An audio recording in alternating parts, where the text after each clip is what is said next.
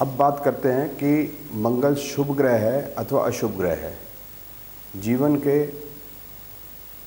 जो important events हैं, जीवन के जो इम्पोर्टेंट लाइफ इवेंट्स हैं वो मैंने यहाँ लिख दिए और देखते हैं कि मंगल का जीवन के इन बातों पे, इवेंट्स पे क्या असर पड़ता है। कि अगर मंगल की दशा आएगी या मंगल गोचर में आएगा या उसका दशा आएगी, अंतर आएगा, प्रत्यंतर आएगा तो क्या होगा। सबसे पहले व्यवसाय की बात करते हैं कि अगर मंगल दशा में आएगा तो क्या होगा। अब मंगल का अर्थ क्या है ज्योतिष में कि डिसिप्लिन देता है, अनुशासन देता है। अनुशासन है तो यूनिफॉर्म वर्दी देता है, और सिक्योरिटी जैसे रक्षा का दायित्व।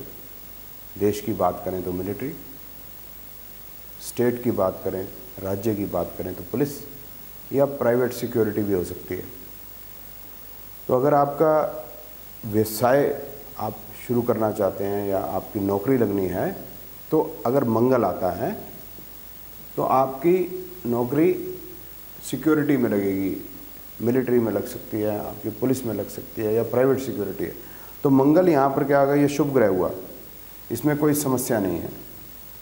इस प्रकार से जब हम शिक्षा की बात करते हैं तो शिक्षा में तो अनुशासन सबसे पहली चीज़ है।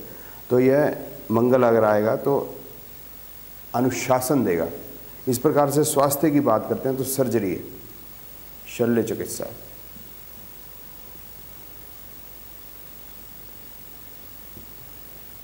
अब शल्य चिकित्सा बुरी है या अच्छी है? शल्य चिकित्सा सीधी सीधी बात है।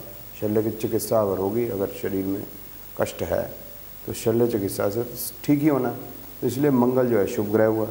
इस प्रकार से यात्रा में कुछ खास नहीं कह सकते, पर संतान में फिर कह सकते हैं कि फिर शल्य चिकित्सा होगी तो बच्चा के प्रॉब्लम है बच्चा होने में, तो वो प्रॉब्लम जो है, वो समस्या जो है शल्य चिकित्सा से समाप्त हो जाएगी।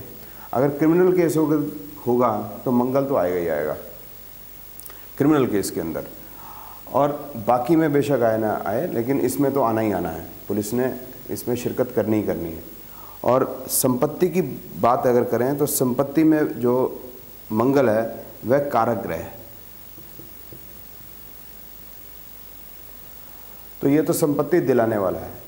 और अब बात यात्रा और विवाह की रहेगी, तो विवाह में ये कह सकते हैं कि उससे विवाह होगा जो पुलिस में हो या मिलिट्री में हो, कह सकते हैं। ऐसा ज़रूरी नहीं है, पर ये हो सकता है। इस प्रकार से यात्रा की बात करें तो यात्रा में कोई ख़ास बात निकल के नहीं आती। मंगल सम ग्रह है। तो मंगल जो है वह, अब इसको कंक्लूड करते हैं, संपत्ति का तो कारक हुआ, कानूनी कार्रवाई में तो वह आएगा ही आएगा। स्वास्थ्य के लिए और संतान के लिए बहुत अच्छा है। व्यवसाय में अगर सिक्योरिटी का काम करते हैं, प्राइवेट सिक्योरिटी है या पुलिस में है या मिलिट्री में है, तो अच्छी बात है, कोई इसमें कोई बुरी बात नहीं, देश की सेवा ही कर रहे हैं। और शिक्षा में है तो ये डिसिप्लिन या अनुशासन ही देगा। तो आपने देखा कि मंगल जो है बुरा ग्रह नहीं है, बुरा ग्रह नहीं है।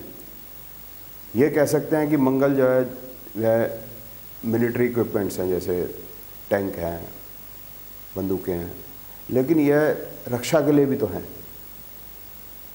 मंगल जो है एनर्जी है, लेकिन उसमें कोई बुरी बात नहीं। एनर्जी गड़बड़ हो जाएगी, गलत रास्ते चली जाएगी, फिर मामला गड़बड़ है।